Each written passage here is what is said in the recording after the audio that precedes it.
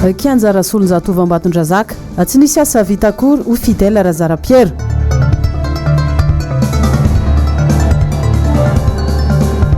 fahafana maneho hevitra eto Madagascar tratry ny raha matahora avokoa izay tsy mitovy hevitra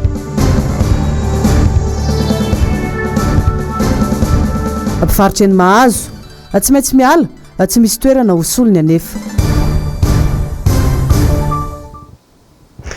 20 Febroary 2024 andron'ny mpifankaty amikafaliana tomboky lasy tomboky vavy no entinay mandroso atokatranonao amin'ity alina ity anarotana ihany koa iarabana ireo mpifankaty rehetra eto Madagascar naiza misy anao manjoy ny MBS tonga anatin'ny fotoanan'ny fampahalalam-baovao ianao ary dia asainay ampitiavana sy ampanajana anaraka ity fotoana ity hatramin'ny farany eo amin'ny pejiny politika tetikasa iray tamin'ireo tetikasa maro izay nampanantenan'ny fitondram-panjakana ankehitriny ny kianja rasolonjatovy ao ambatondrazaka ao efa bolana ho izy dia ho vita ity kianja ity efa bolana tao aorianan'izay dia tonga nanao fitsirihana teny ny solombavam-bahoaka ny Madagasikara nitatitra sy nijery ny zava-misy ny andinindinizay hoetiny Jessica Miray sy Andry Rakoto Malala. Fa 14 ny volana Oktobra 2024 raha tsaroantsika nametraka avato fototra fa anamboatra ny lalam-pirenena fa 470 ny kianja rasolonjatova sy ny EPP atao manara-penitra ao ambatondrazaka ny filoha. Nilaza izy tamin'ny fotoana io fa ho vitainy ao anatin'ny efa bolana monja ny kianja. 14 Febroary 2024 efa bolana katroka tamin'ny nametrahana ny vato fototra. Tonga nijery ny asa vita araka izany ny solombavam-bahoaka ny Madagascar lany tao amin'ny distrika an'Ambatondrazaka dia fidèle Razara Pierre. Toy izao ny kianja manara-penitra rasolonjatova. Androany 14 Febroary Saint-Valentin dia hoentiko eto amin'ity Parc de Prince ity nareo. Kianja rasolonjatova retsika ty à Paris dia Parc de Prince ty dia io ny zavatra vita ato androany araka ny kabarin'ny filoham-pirenena jaina amam-bahoaka dia hoe efa bolana ny anaovana ity kianja rasolonjatova ity. Asa zao aloha zany misy zavatra vita ve fahitanareo azy efa bolana teoriana tsika. Reo an'izay tazanareo reo any BNGRC reo fa tsy an'le orinasa manao an'le tolotra. Zao zavatra misy eto tsy mamorona fa sarina laiko androany 14 Febroary amin'izao ora zao zany amin'ny folo mahery angamba zao sa amin'ny 12 latsaka fatelo. Amin'ny 12 latsaka fatelo eto Ambatondrazaka zao zava-misy ato. Ka arak'izay efa nampanantenanareo hoe alaiko sary le izy dia atolotranareo dia io izy io alaiko sary io zay za masolombavam-bahoaka na manana zomaka sary eto satria za voafidim-bahoaka ary manara-maso ny asa fa efa nampananteraka dia mijery hoe vita ve le tenenina hoe 14 Febroary dia zay ny ataoko eto zay zany ny ataoko maka sary voilà tsy velona azy sy sotra tsy azo idirana fa alaiko anareo zay rehefa dia atoroko anareo ihany zay zany zava-misy eto io le kianja vita ve zao aiza le hoe tribune alaiko anareo sary ny kianja io hoe ohatr' zao ny tokony avy tany efa bolana ny delehany hitanareo mifanaraka amin'io sary alaiko ve ny sary ao amin'le panneau be zay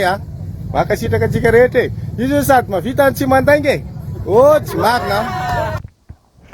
Mbola manodidina an'izay resaka politika izay tsapa ho lasa misy fitondrana jadona eto Madagasikara ankehitriny tsy hita taratra intsony ny fahafahan'ny olom-pirenena iray indrindra eo amin'ny fahafahana maneho hevitra ho an'ireo olona tsy mitovy firehana amin'ny mpitondra fanjakana. Nanao fanadihadiana indrindra momba an'izay tamina solombavam-bahoaka ny Madagasikara teny Atsimondrano Alain Ratsimbazafy Jessica Miray sy Andry Rakoto Malala androany. Mirarakopana ny fanomezana sazy ataon'ny fanjakana ny olona tsy mitovy hevitra aminy amin'izao. Fonjy, fandrarana, raha matahora isan-karazany. Ny olona mialohan'ny fitsarana nefa avotsitra vonjimaika. Isan'izany ilay solombavam-bahoaka Ludovic Ravelson izay mampitarena fatratra ampisehatra amin'ny fiarovana ny tontolo iainana. Ny fijery azy aloha zany dia hita hoe lasa natao fampitahorana mihitsy ny fametrahana IST ity ho an'ireo olona izay mety tsy mitovy fomba fijery amin'ny fanjakana. Marihana fa ny olona anankiray matoa omena IST dia mety misy raharaha mahavoarory azy zay mety efa misy ny atsotsika hoe requête momba azy na fitoriana momba azy raha ny zava-misy manokana raisitsika ny amin'ny filohan'ny filakevitra communal ny commune Antananarivo teo aloha dia tsy misy raharaha mahavoarory azy kanefa dia nametrahana IST izy ary tsy nisy ihany koa ny fampandrenesana melo azy fa dia eny amin'ny serana mpiara-manidina izy vao mahalala fa misy ny ST zay manjo azy. Io zany ny sarihana ny saitsika hoe ny fanomezana ST dia misy ny lalàna amin'ny fian'izany ka tsara ihany no hoe mba ajaina reny lalàna mifeha ny fanomezana nireny ST reny satria lasa voatotoana ny zo ananany olona tsirairay amin'ny fepetra zay mety ny raisy ny fanjakana. Tsy mitoetra intsony amin'izao ny atao hoe tany demokratika, miorooro avokoa izay te-anio hevitra. Ny fahitana azy dia manomboka tsy tafapetraka izay satria zay miteny rehetra zany dia lasa misy ny faneriterena ary misy ihany koa ny raisitsika hoe fampitahorana na akolaka zany na mivantana. Nanatanteraka fambolekazo tao amin'ny komina Bongatsara androany ny distrika Antsimondrano. Nandray anjara avokoa ny olom-befidy rehetra eto amin'ny distrika Antsimondrano. Zanakazo akasia miisa 5,000 no nambolena tamin'ity fambolekazo androany ity. Fa nitafa tamin'ny mpanao gazety teny amin'ny trano fonenany androany ny général Ramakavelo nitondra ny heviny mikasika ny tetikasan'ny filoham-pirenena Tanamasoandro ihany koa ity pahay tantara sy manamboninahitra misotro ronono ity. Eo amin'ny sariny Mateo Prince Andrakoto Malala Tokiramarola ary Tahiriniena. Tsy miamitra amin'ny tenin'ny meny ny fitondram-panjakana ny amin'ny anatanterahana ny tetikasa Tanamasoandro eny Ambohitrimanjaka. Inona ary ny olana tsy hanombohan'ny tetikasa ara-dalàna nefa anaty velirano zany. Mba ataovotany tamin'ny andro nandena-ponimerina tsy adidiko zahotra amin'irery fa adidiko zaho sianareo zany hoe miara mikondoa mifanaiky mifanao tena velirano hoe raha ny mpitondra sy ny vahoaka mihitsy fa tsy mpitondra rery manao velirano tadidio zay mandeha ila raha vo ianao rery manao velirano fa tsy maintsy zany hoe teny ifampiarana teny ifanekena zay mahatonga an'le any Ambohitrimanjaka iny tonga dia hoe hitarina izany tsy haiko fa ilaina ny fanitarana ny tanàna fa rehefa tsy ny fampiarana dia io izy zay teny fampiarana azadiny fa sotoavan'ny malagasy eo amin'ny lafin'ny fitondram-panjakana ny teny fampiarana ataovy mangarahara ny fiainana zany hoe rehefa mazava tsara amin'ny olona ke ny tianao atao sy ny tanterahana ka sy lahatra ny olona dia lazaika anao fa tsisy ny korotana fa raha vao maizamaizina tsy azon'ny olona le izy dia misavoritaka amin'ny fiainana. Ratsa ivina dia tamin'ny fiaonan'ny filoham-pirenena tamin'ny mpanao gazety teny Afloha dia nilaza ny tena ny fahidiny eny Ambohitrimanjaka andiniana ny momba ny anatanterahana ity tetikasa ity. Tsy lahara-pameana indray ve ny Tanamasoandro sa inona ny sakana? Fa amin'izao fotoana izao dia miteraka resabeny amin'ny hainao manjery sy eo amin'ny tambazotra tserasera ny Facebook sy ny sisa ihany koa ny momba ny rado rafalimanana izay namoahana IST tamin'ny herinandro lasa teo sy ilay resaka organisme international WFDP izay voalaza fa nanome fahazahoan-dalana na laissez-passer azy. Mitondra fanazavana mikasika an'izay indrindra izy teny Ambatonakanga teny tamin'ity androany ity eo amin'ny fanadihadiany Edena Eliasy Tokiramarola ary Mateo Prince. Tsy mbola fantatra mazavatra amin'izao ny antony sy namoahana IST ho an'ny rado rafalimanana na dia efa nidododona angataka fanazavana momba izany aza ny tenany. Nambarany mazava kosa fa noho ilay fikambanana iraisam-pirenena WFDP izay ny fa miankina amin'ny firenena mikambana ary manao asa fanasoavana amin'ny vahoaka dia manana fahazoan-dalana n'aiza n'aiza na laissez-passer diplomatique ny tenany. Ny laissez-passer diplomatique ny WFDP ve voasakan'ny IST malagasy. Zavatra anankiray aloha dia zao rehefa mipotry ny IST iny za tsy teny lalàna international fa na inareo ary mahay anatao hoe lalàna international tsy laissez-passer ty dia hovakiko aminareo ngamba ny atao anatiny ty le titulaire doit présenter ce passeport diplomatique à toute personne de sécurité ou autorité qui a besoin de l'identifier. Le titulaire de ce passeport est une mission diplomatique officielle et protégée par le traité multilatéral de WFDP avec tout respect de la charte des accords internationaux et des conventions de Genève ainsi que la charte des Nations Unies et du cadre juridique diplomatique. WFDP demande à toutes les autorités civiles, les militaires, d'autoriser les titulaires de ceux d'identification à passer libre et si nécessaire de donner à notre personnel WFDP toute l'immunité diplomatique. Abte Fratsay zay nareo madikan'izay. Tsy aivina fa ny talata 4 Febroary teo no namoahana fandrarana tsy mahazo mivoaka ny tany républicaine Madagascar iny rado rafalimanana efa nangataka fanazavana teny anivy ministeran'ny rahambahiny ny tenany saingy tsy mbola novaliany ity farany. Ny alatsinainy izao kosa no fantatra fa eo mivantana amin'ny sekretera-panjakana miadidin'ny zandarmaria iny rado rafalimanana ifanazava indrindra mikasika ny raharaha tany Tanambao.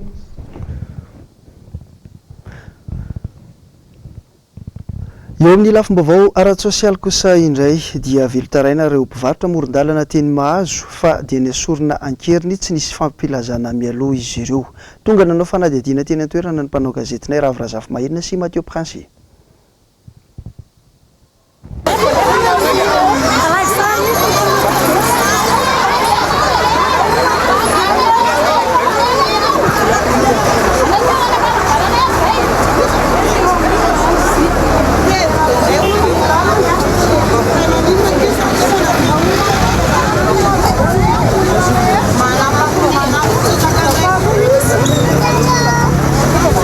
Nisa vorivoro ny mpivarotra teto Mahazo androany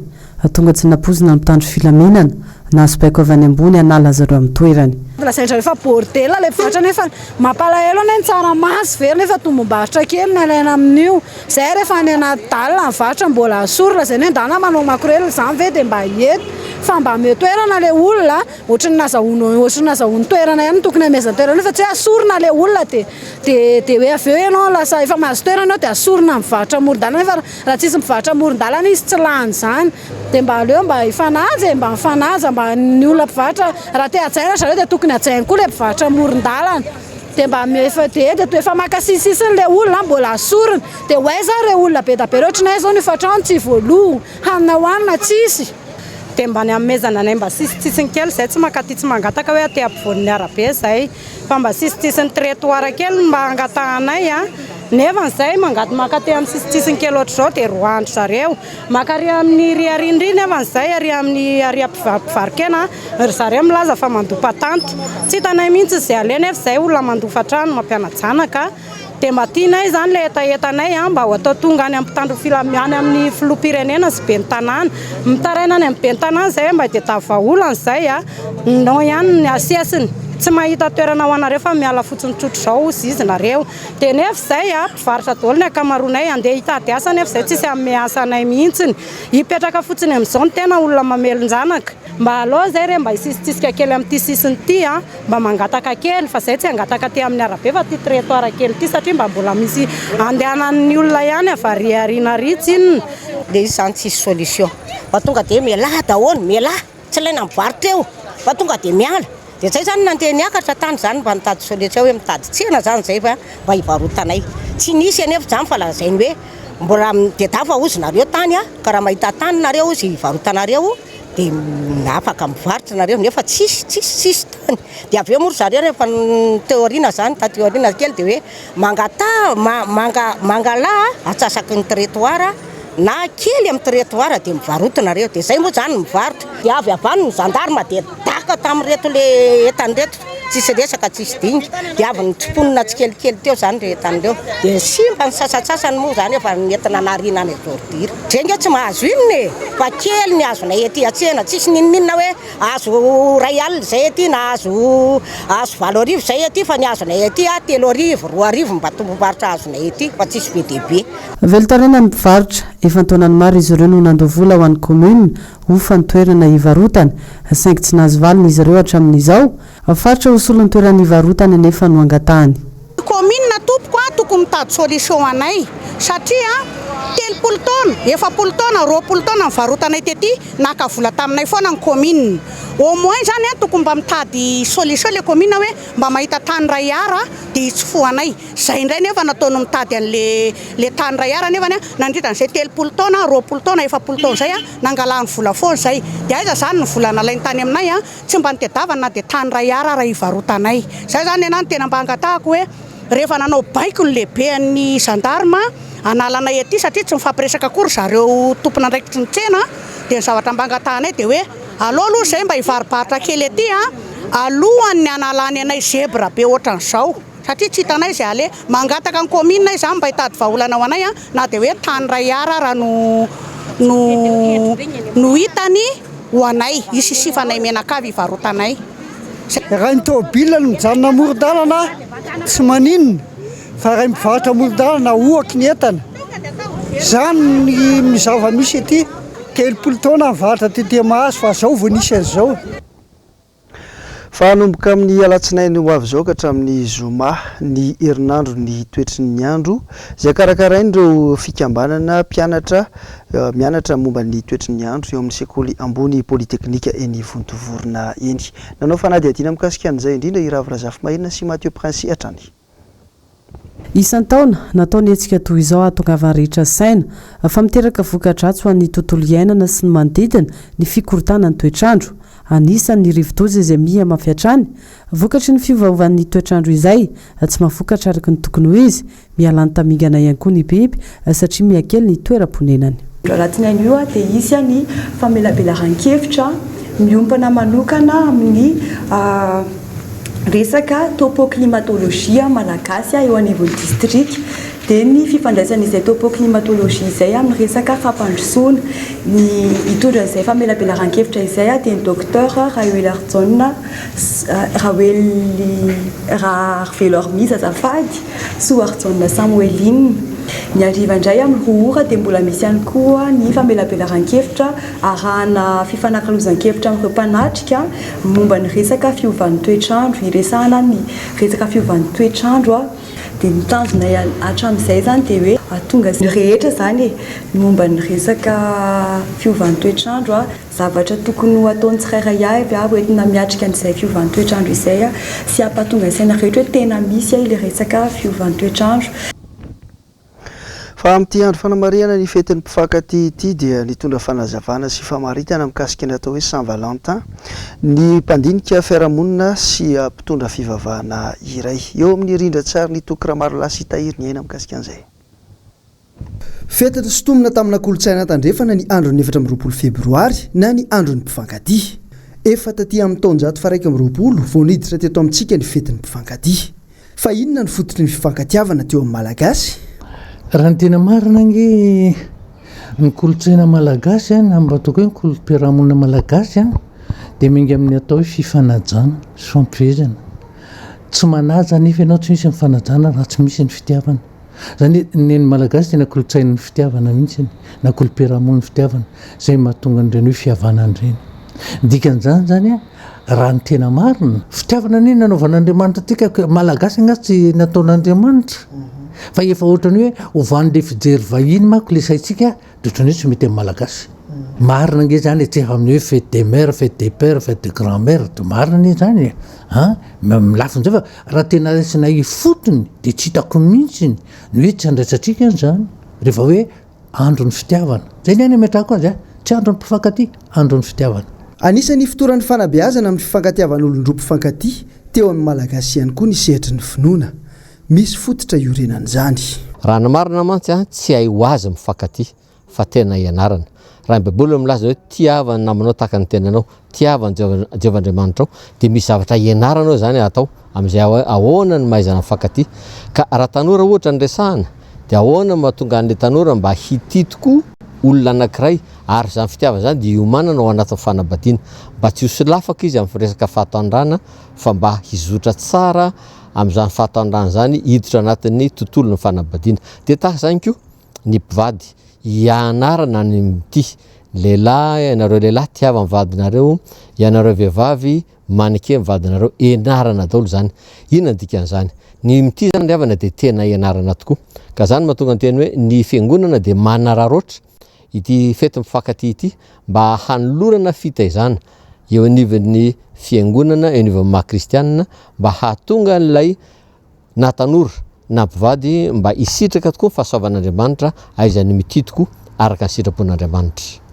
Fifanomezana voninkazo na fanomezana maro samihafa ary ihany koa fotoana natokana iarahan'olon-droa izay ny fanamariana amin'ny fomba hita maso ny Saint Valentin. Tsy afaka misaraka eo amin'ny tantaran'ny fetin'ny mpifankatia ny fomba malagasy sy ny finoana. Efa mivoatra tanteraka ihany koa izany ankehitriny.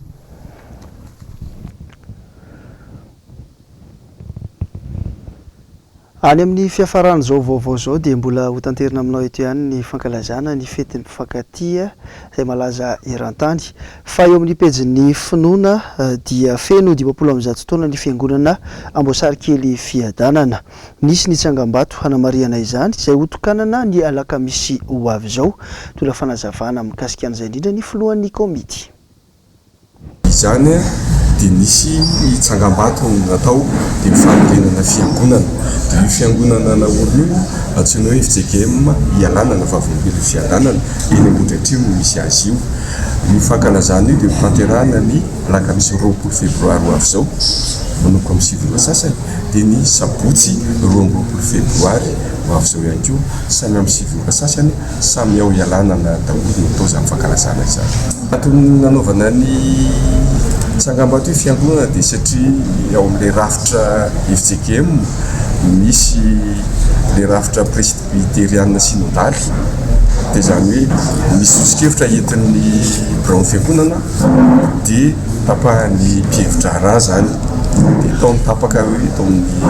fiheveratra raha dia tao amin'ny mpandray fanasany tokony nanamafy hoe ekena fa fiangonana zany no tsangana eny amin'ny commune Lalasora eny kosa no entintsika manohy izao vaovao zao tao aorianany nandraisany ben'ny tanàna Lalasora ny fahefana dia ndroso avetrany tamin'ny fampanantenana sy ny fanatanterahana revina mifandraika indrindra amin'ny fototra ijoroan'ny antokotiky Madagascar ny tenany ny andinindin'izay hoetiny Edena Elia sy Tokramarola ary Mathieu Princy natao lahara-pahamehana voalohany ho an'ny komina Lasora ny sehatry ny fanabeazana maro amin'ireo ray aman-dren'ny mpianatra ny mangeta hita fanatsarana ny kalitao ny fampianarana indrindra ny fotodrafitrasa mifanaraka amin'ny fenitra moderna dia ny lavitrizaka moa mazava ho azy tahaka ny asa fanabeazana itony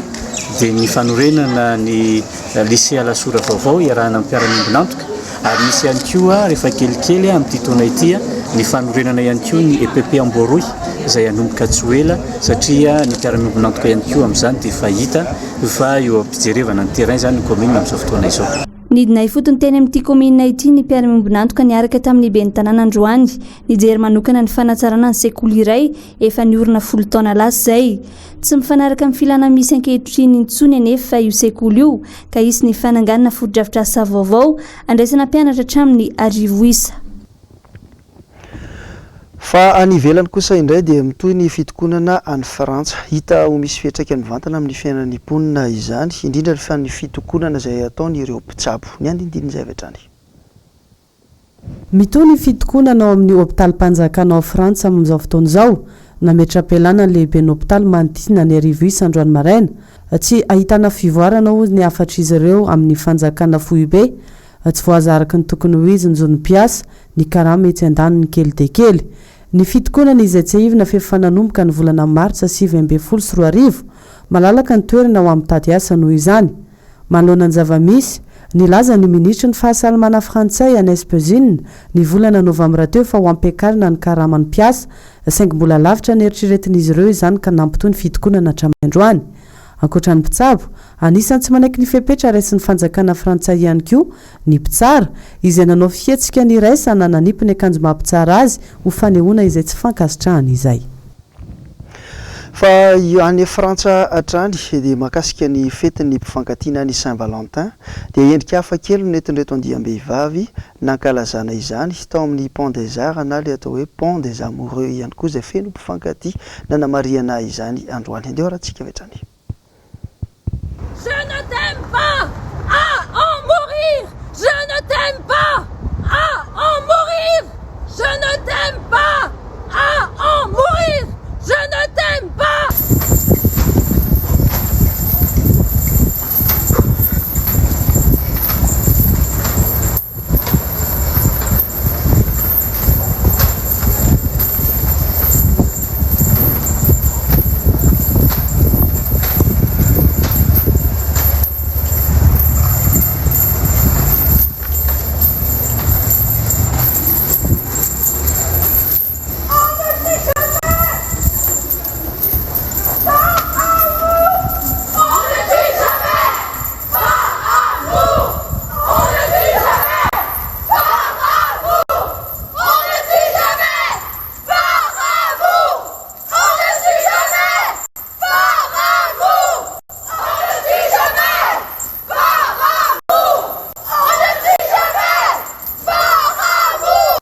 izao ny fomba nanehoan'ny vehivavy frantsay ny fankalazana ny andron'ny mpifankatia. Par amour on ne tue pas. Tsy hika-mpifaliana na hika-pahasambarana akory fa etsika ho fanoherana ny herisetra ranofo mianjady amin'ny vehivavy. On dénonce, c'est un amour patriarcal, c'est un amour toxique, un amour sans emprise. Aujourd'hui, toutes les femmes sont condamnées par amour à être violées, à être excisées, à être assassinées. On est là pour dénoncer cet amour-là, on n'en veut pas. On veut plus, on veut toujours plus. On veut qu'il y ait une véritable ligne budgétaire qui soit débloquée contre les violences conjugales. On veut que les féminicides s'arrêtent. On veut endiguer cette fatalité. On veut que ça s'arrête, on veut que le fléau s'arrête des féminicides. Donc tant qu'il n'y aura pas des choses qui seront données de façon politique, de façon nécessaire à des femmes qui subissent, et on continuera à agir. On s'est beaucoup mobilisé en 2019 et on lâchera pas. Rehefa ty dia tsy mikasy tanana hoy izy ireo, efa mila ho isaky ny 2 andro no misy vehivavy maty noho ny herisetra ranofo mianjady aminy any Frantsa. Manana zo isitraka ny tena fitiavana ny vehivavy fa tsy famonoana sy herisetra mandavataona. Mety anana fahasahiana ao fitakiana-pabe maso toy ireny ve ny vehivavy malagasy. Dia ny fanadihadiana mikasika ny Saint-Valentin hafakely teo amin'ny sariny Mandorandre malala iny ihany koa tompoko lasy sy tompoko vavy no entintsika mamarana ny vaovao tamin'izao alina izao. Ankasitrahana hatrany ianao tany tokantrandro nanaraka ny fampalalam-baovao ny MBS mankasitraka ihany koa ny teknisiana sy ny mpanao gazety miara-misalaha sy mifanometanana mitondra ny vaovao eto isan'andro isan'ora ihany koa. Mametraka ny mandrapitafa ho manaraka indray veloma tompoko.